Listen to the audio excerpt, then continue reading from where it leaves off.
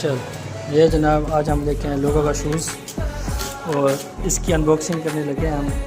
शेख बजाज साहब इसकी अनबॉक्सिंग करते हैं, देखते हैं कि क्या निकलता है। 8500 का शूज़ मंगवाया है, सॉरी जूता मंगवाया है और इसमें है 2 शूज़। चलो जी शेख साहब खोलो, दिखाओ जी लोगों को पता लगे कि लोगों के शूज़ कैसे हैं। ये देखें, सॉल तो अच्छा है डॉक्टर यार, देख कैसे। चलो ये तो एक की अनबॉक्सिंग होगी, दूसरा खोलो।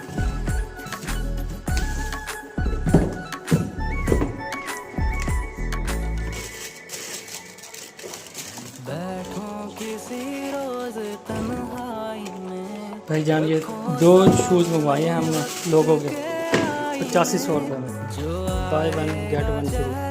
अगर सिंगल हो गया तो वो भी 8500 पे मिलेगा।